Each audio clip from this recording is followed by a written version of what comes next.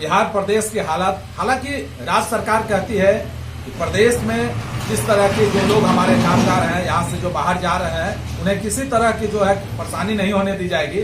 लेकिन अब देख लीजिए अन्य राज्य में जो हमारे कामगार हैं, मजदूर हैं, काम करने जाते हैं, उनके साथ किस तरह से परेशानी होती है।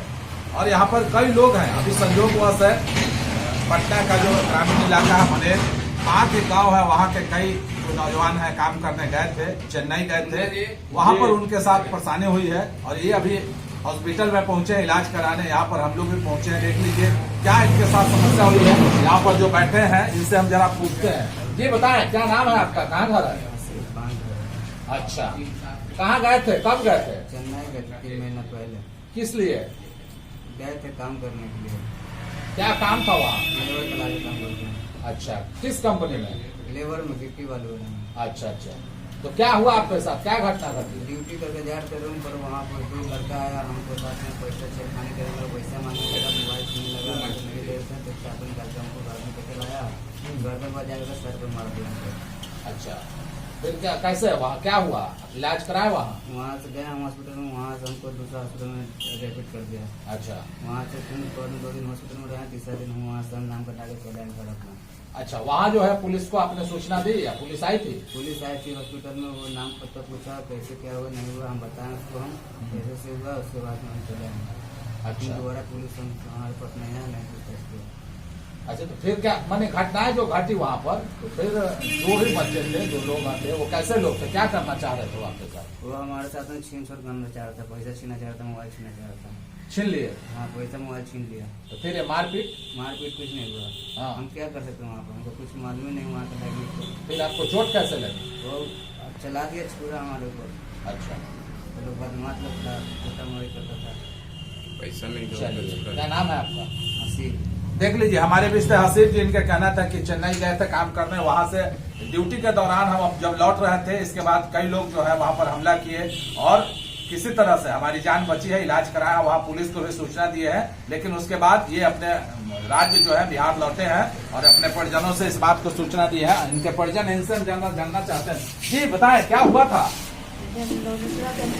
गाँव के था तमिलनाडु में, तो तमिलनाडु से लड़का फोन किया कि उसको माँ के पास बोल दो, उसको लड़का गर्दन में छुरी चलाया, गर्दन छुरी चलाने के बाद को मार दिया, पैसा छीन लिया, 13 रुपया मोबाइल, इधर से बच्चा दे दिया है। और जब बेहोश पड़ गया तो दूसरे हॉस्पिटल में दूसरों को बेहोश ले गया फिलहाल, उसको ऑपरेशन पापा करवाया है, आता का करा तो बेड़ा बनाया, फिर नहीं हो सकता, खून नहीं रोक रहा था, इसको चला देता है, फिर दवाई करवा के तो 20 रुपये देकर टिकट करवा के फिर करवा दिया कि आपको लड़का तो नहीं बैठा दी है, लड़का खून दिया। फिर लड़का आया तो पूरा उसको खून गर्म पानी से धोए, तो काला के साथ पानी खून निकाला। आप क्या चाहते हैं? आप पहुंच गए हैं बिहार, आ गए हैं बिहार, तो क्या चाहते हैं राज्य सरकार से? बस ये सरकार यहाँ बिहार का आदमी जाता है ना, तो किसी को पैसा उधर तो पैसा वहाँ सब छिला कमाते हैं, यहाँ के बिहार का आदमी कमा नहीं था। और गरीब आदमी कैसे जिएगा खाली कमाएगा? बच्चा लोग 50 मारता है, कोई चेन्नई में तमिलनाडु मारता है, पैसा कोई। क्या नाम है आपका? हमारे रिश्ते मुन्नी खातिन हसीब के जो है चाची है, इनका कहना है कि ये लौट कर आया है और हम लोग चाह रहे हैं कि हमारा जो बच्चा लौट के आया है, सकुशल लौट के आया है। लेकिन राज्य सरकार से चाहते हैं कि राज्य सरकार भी उस पर पहल करे ताकि इस तरह की घटनाएं जो है कहीं नहीं हो। हमारे बीच और लोग यहाँ बैठे हैं। ये बताएं, अभी एक देखिए यहाँ अस्पताल में एक बच्चा पहुंचा है, कह रहा है कि चेन्नई गए तो वहां बात क्या कहेंगे?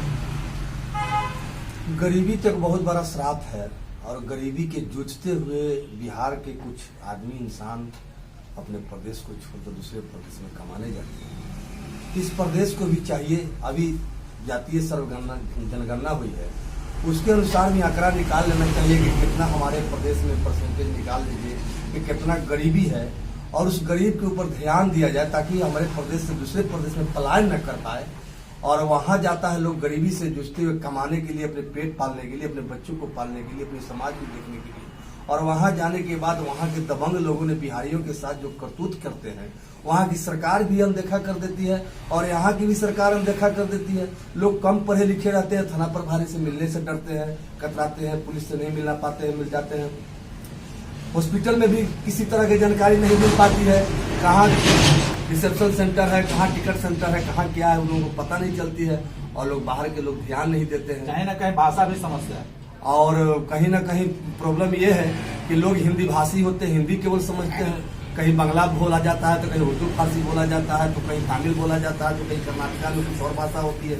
माने भाषा से क्या चाहेंगे आप सरकार से? हम चाहेंगे सरकार से कि यहाँ जितने गरीबी रेखा से नीचे गुजर बसर कर रहा है, और केंद्र सरकार से भी कहेंगे, बिहार सरकार से भी कहेंगे 5 किलो अनाज देने के बजाय उसे काम के रूप में दे दिया जाए, ताकि प्रदेश से पलायन न करे और अपने ही प्रदेश में काम करे, अपने हिंदी भाषी में काम करे, ताकि अपने लोगों से मिलते जुलते रहेंगे, यहाँ निर्भय होकर अपना काम करेंगे। बाहर डरना भी है और डर कर जीना भी, और पैसा भी छिनवा लेना है, मार खा के आ जाना है। चलिए, हमारे भी हरेंद्र जी इनका कहना था कि इस तरह से जो है पलायन जो चल रहा है वो पलायन को रोक दो। सरकार पहले जो अनाज दे रही हो, अनाज की जगह रोजगार दे, तभी जाकर ये जो होगा। और सरकार राज की जो बातें हो रही है, ये राज पर अंकुश लगे, इस तरह की घटनाएं नहीं, इस पर सरकार को पहल करनी चाहिए। हमारे बीच है चिकित्सक है, सुनील जी है, ग्रामीण चिकित्सक है। ये देखिए, लड़का जो लौटा है, इन्हीं के इलाज कराने पहुंचा है, तब सभी लोग को जानकारी हुई है। ये बताएं, ये जो लड़का अभी लौटा है चेन्नई से, आप बता रहे थे कि इसे चोट लगी है, क्या कहेंगे?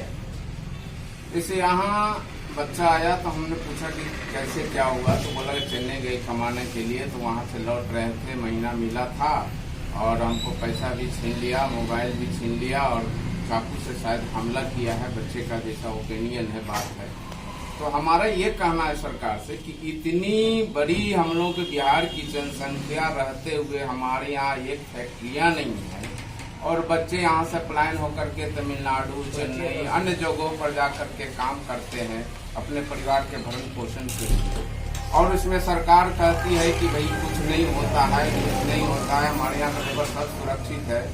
तो अभी फिलहाल मीडिया में भी आया था चेन्नई का मामला, मनीष कश्यप जी का, उनको बेचारे को एनएसए लगा। तो समस्या ये है कि कितना पर एनएसए, कितना चीज को आप रोक करके रखोगे, नहीं दिखाओगे। अभी ये तो लड़का प्रत्यक्ष में है, हमने तो नहीं बोला, मेरे यहाँ आया ट्रीटमेंट कराने के लिए, तो हमने पूछा कि कैसे क्या हुआ है। तो आज तो ये प्रत्यक्ष है, ऐसे ऐसे बहुत सारे हमारे बिहार के लोग हैं जो गरीबी से जूझ रहे हैं और दूसरे देशों में, दूसरे राज्यों में जाकर के कमाना चाह रहे हैं अपने परिवार के लिए।